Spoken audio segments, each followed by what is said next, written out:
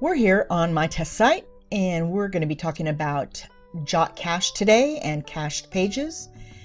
And the page we're going to work on is called test page number 2.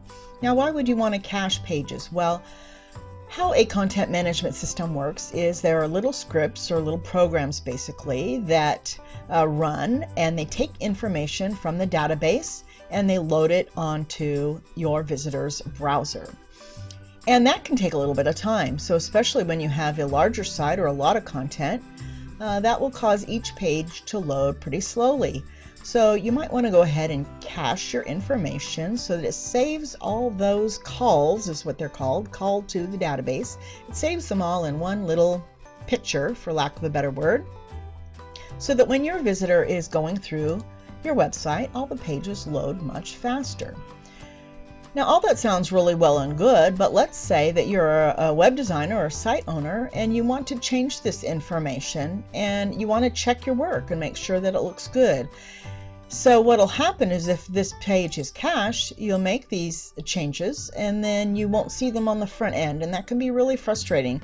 Perhaps it's some information that you really want to have available to your visitors really soon as well. So let's go ahead and see how you can use a Jot Cache to serve up your pages much quicker, but also make it so that you don't go crazy as a web designer. Let's jump on over to the back end of our Joomla site and take a look at Components, Jot Cache, and just see what we have already in place.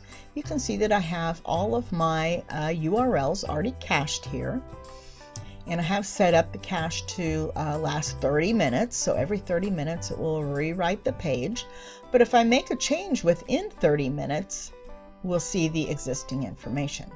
So let's go ahead and do that. Let's pop on over to our article, and we're going to look at test page number 2.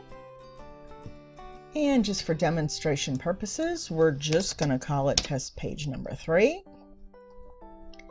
And I'm going to go ahead and let that regenerate, save and close. And not only was our article called that, but our menu item was called that as well. So we're going to hop on over to the menu, and we're going to go ahead and change the test page 2 to test page 3.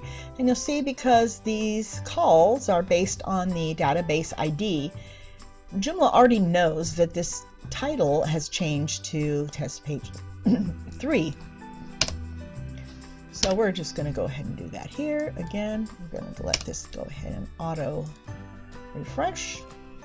And so now we see that this is test page 3 and it calls to article test page 3.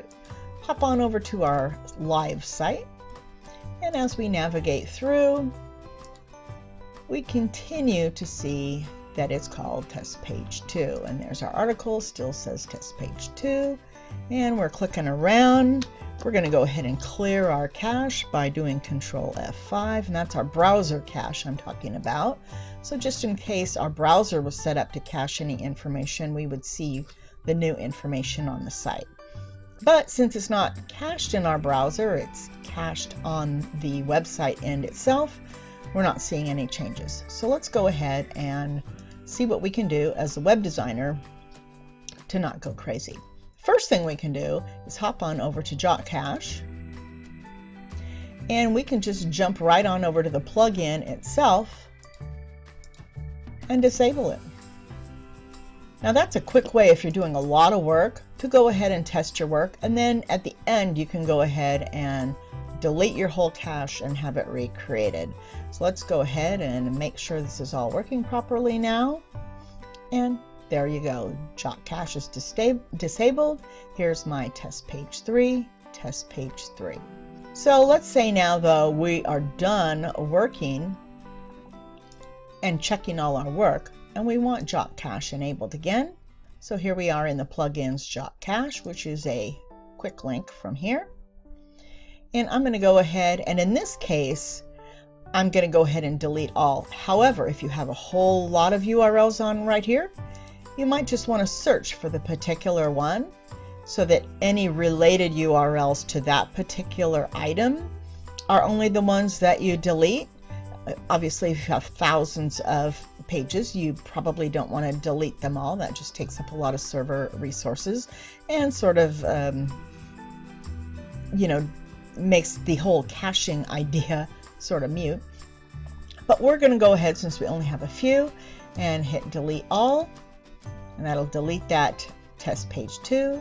And we're going to go ahead and recache it now and start. And then it's going to go ahead and start to recache all the pages. Let's jump back on over, see how it's doing, and you can see now that our test page number 3 is cached.